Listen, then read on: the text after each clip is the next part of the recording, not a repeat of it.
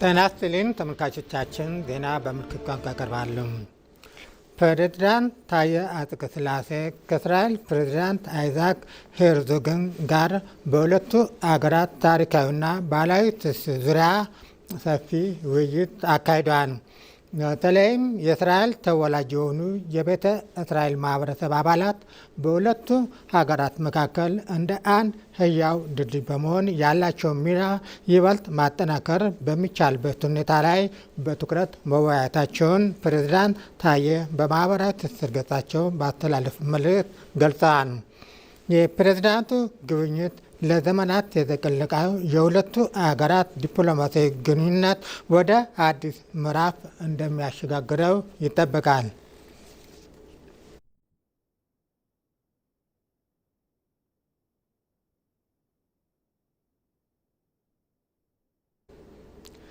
የእስራኤል ፕሬዝዳንት አይዛክ ሄርዞግ በብሔራዊ ቤተ መንግስት ያደረገው ጉብኝት በተንቀሳቃሽ ምስል እንከታተል።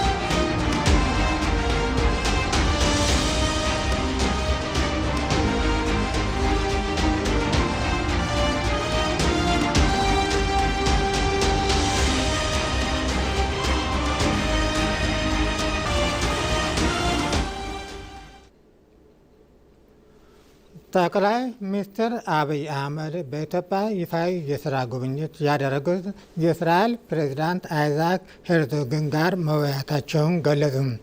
ዛሬ ወደ ኢትዮጵያ ለይፋዊ ጉብኝት የመጡት የእስራኤል ፕሬዝዳንት አይዛክ ሄርዞግን ተቀብዬ ፍሬያማ ውይይት አድርገናል ሲሉ ገልጸዋል።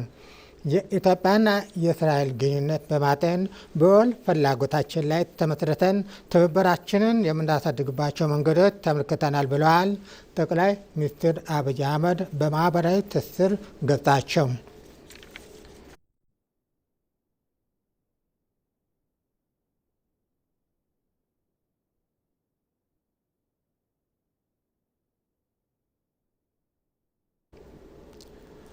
የእስራኤል ፕሬዝዳንት አይዛክ ሄርዞግ የአድዋ ድል መታሰቢያን ጎበኙ።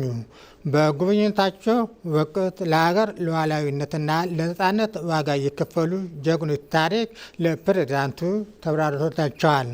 የአዲስ አበባ ከተማ አስተዳደር ከንቲባ አዳነች አቤቤ በማህበራዊ ትስስር ገጽ ባስተላለፉት መልእክት ፕሬዝዳንት አይዛክ ሄርዞግ በአድዋ ድል መታሰቢያ ሙዚየም ለነበራቸው ቆይታ ምስጋናቸውን አቅርበዋል። አያይዘውም ፕሬዝዳንቱ በምድረ ቀደምት ኢትዮጵያ እንዲሁም በአዲስ አበባ የሚኖራቸውን ቆይታ ፍሬያማና ስኬታማ እንዲሆን በራሳቸውና በከተማ አስተዳደሩ ስም መልካም ምኞታቸውን ገልጸዋል።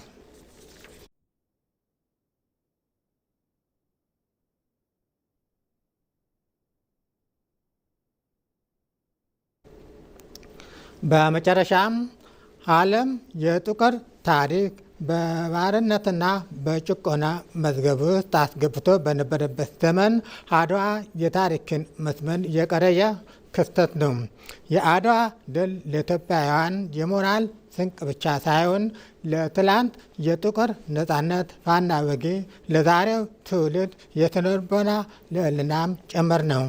ለቀጣይ ትውልድ የሚተላለፍ አስተማማኝ የታሪክ ቅርጽ ለማስቀመጥ ደግሞ ዛሬ ኢኮኖሚያዊ ጥንካሬ እውን ማድረግ የዚህ ዘመን የጥቁር ሕዝብ ነጻነት ማረጋገጫ ሆኗል።